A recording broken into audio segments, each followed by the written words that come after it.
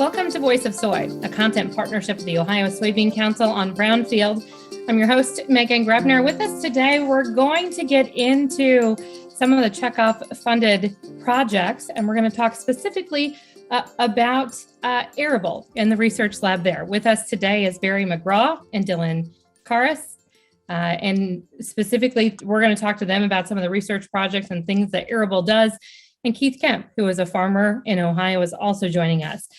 To get things started, let's start first with a little bit about what Airable is and what it does. Barry, I will let you take that. Sure. Airable Research Lab was founded by the Ohio Soybean Council to do direct research and development for soy-based oil or co-products, to develop industrial or consumer products, and also kind of bridge the gap between university or contract research and development companies. So we're not always doing university research, but we're working directly with commercial companies to develop soy-based products that are creating demand for soybeans. Keith, when you look at a project like Airable, why is it important for Ohio soybean checkoff dollars to be used in a project like this? Well, Megan, it's just exciting to have our own Airable lab to look at new projects and use our checkoff money to get more usage out of our soybeans with all these products. And it's been such a success that it's just been truly a great launch for us with Airable Lab, that because as soybean farmer, anytime we can get more usage out of our soybeans, that's more dollars in our pocket. And that's what the farmer is looking at. Dylan, talk to me a little bit about what you do with Airable. Sure. I am the lead chemist here at Airable, and I have a hand in all the projects that we do. And we have several junior level chemists that I basically direct in their research. What it comes down to is, how do we do chemical transformations on something like soybean oil or biodiesel and make it more valuable for commercial companies? And this can be as simple as a 1 or 2 step process to enhance functionality for whatever their technical needs are. It could be anything from an adhesive to a coating to a scale inhibitor, for example. And we really just try to meet their needs and see how soy can work for them. Barry, let's talk a little bit about what sets Airable apart and looking at it as a whole and really the uniqueness of this project. Those are good questions. I think those are the things that we thought of. What are the gaps? What are the challenges research faces, and how do we fill those? So I think Airable Research Lab filled those gaps or those needs by just being kind of the direct research and development arm of the Ohio Soybean Council and Ohio Soybean Farmers. That makes us more efficient. We're able to do more. We're able to conduct more research hours, per dollar, which is huge, especially when you're talking about farmers' money, to be good stewards of that. And also just the bridge the gap between not working directly with a commercial company versus working directly with a commercial company. Airable, we're working directly with commercial companies that are asking for specific products. And so, we don't have to somehow foresee the future of what technology is needed. We're able to develop a technology for a company that's telling us what their consumers are wanting. So that saves us a lot of time, that saves us a lot of energy, and most importantly, allows us to get soy-based products to the market faster, and use checkoff dollars more wisely. Dylan, can you talk a little bit about that too, from your perspective, what's so different in this being a project like no other, working with other state soybean councils? Sure. Yeah.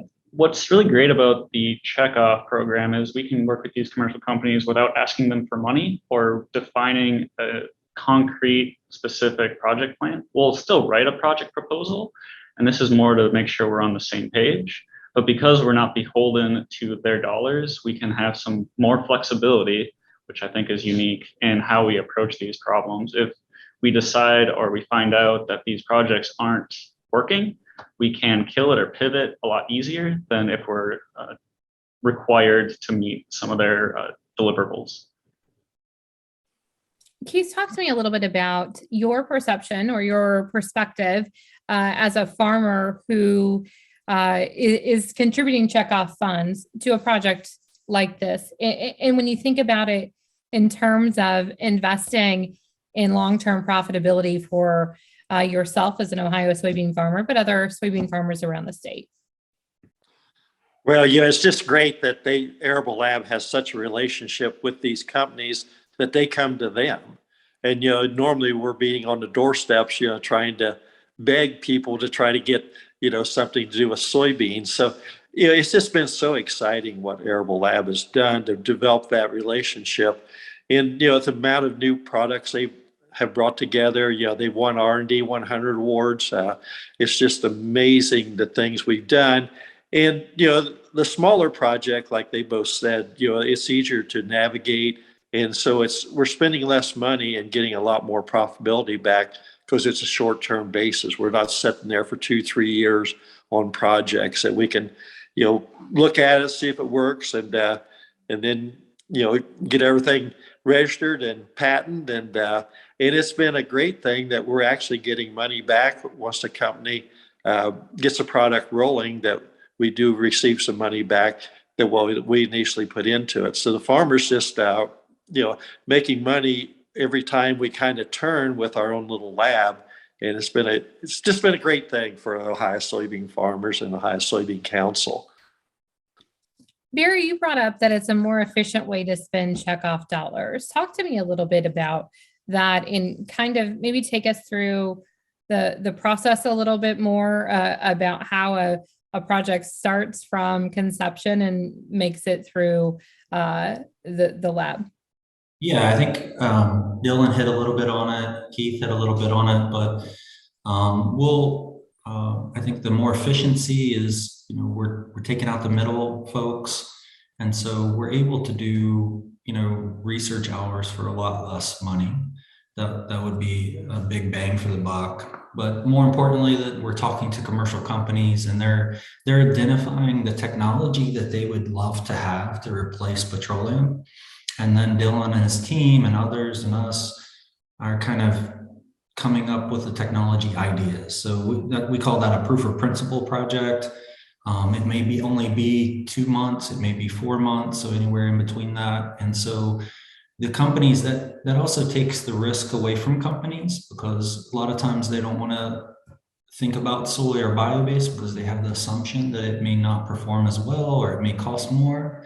But because of the checkoff funding and the support by the Ohio Soybean Council and Ohio Soybean Farmers, we're able to take that risk away from them and say, hey, we'll do that proof of principle project for them if they tell us what they need.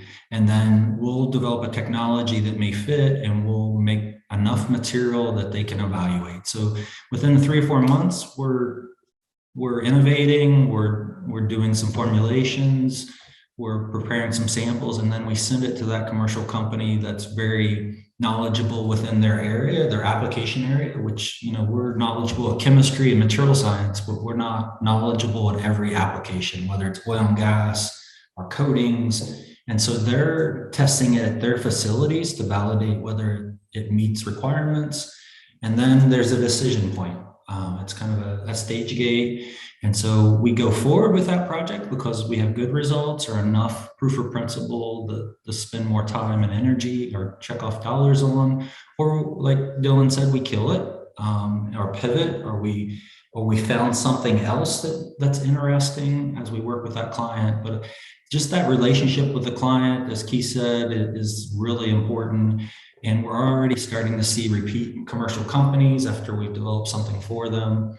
Also, the payback to Ohio Soybean Farmers is we're not just doing research for free. We're developing products that create demand, but we also, when we license our patent technology and we license it to commercial company, we're also asking for kind of accountability. So when they start selling that product, we get a percentage of royalties, and that goes right back into the lab and for more research. So I hope one day that we can almost double our research dollars just by the return that we get from royalties of developing products. That would be kind of, 10 years out, 5 years out, that would be pretty cool to be able to brag about.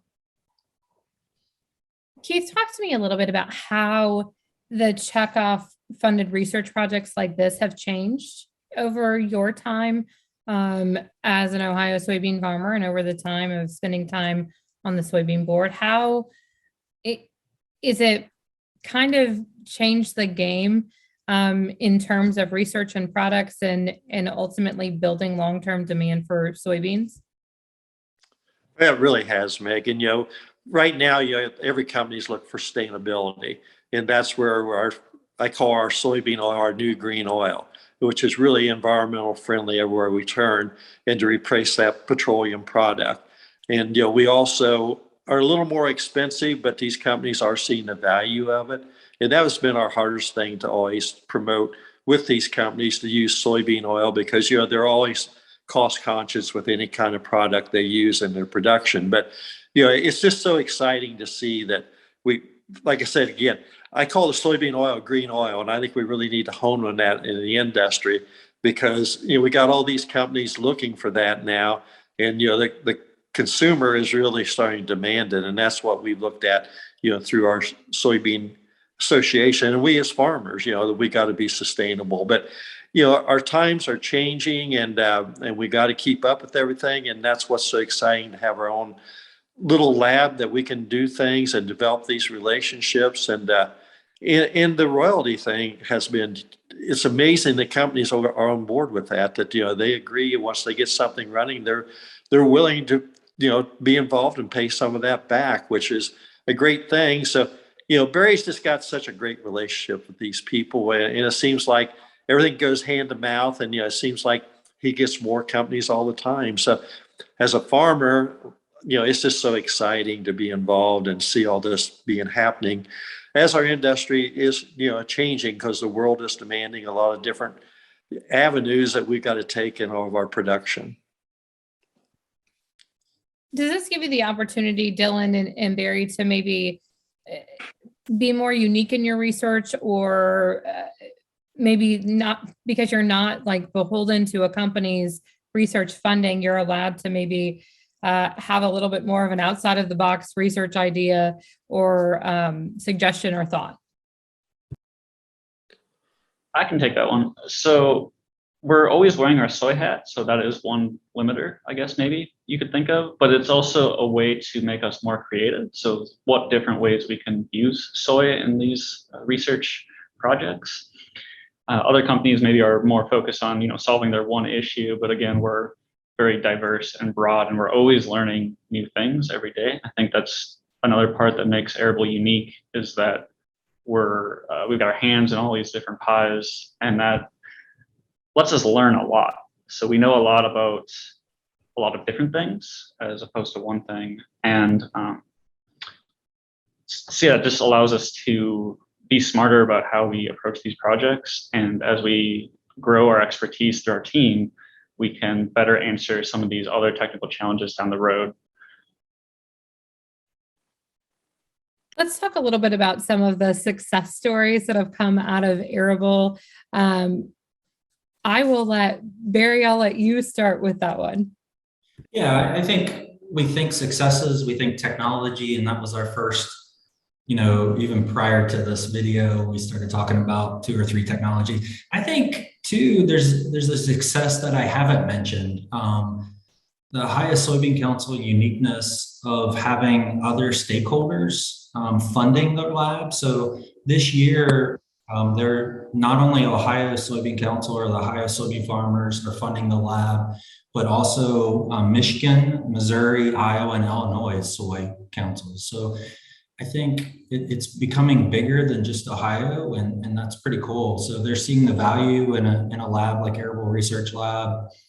And so I think that's a success. I mean, to show them that, we've been doing, soy-based products, and there's a lab that they can also be a part of. So it's a partnership between these 5 states, which has been really a big success. I'll let Dylan kind of jump in on maybe 2 or 3 technology successes, just I think within this year. Sure. We just started a project in January with a company called LFS Chemical out of Texas. They're an oil and gas company that produce specialty chemicals for downstream and upstream oil and gas processes. And we came to them with this idea that we could make a scale inhibitor.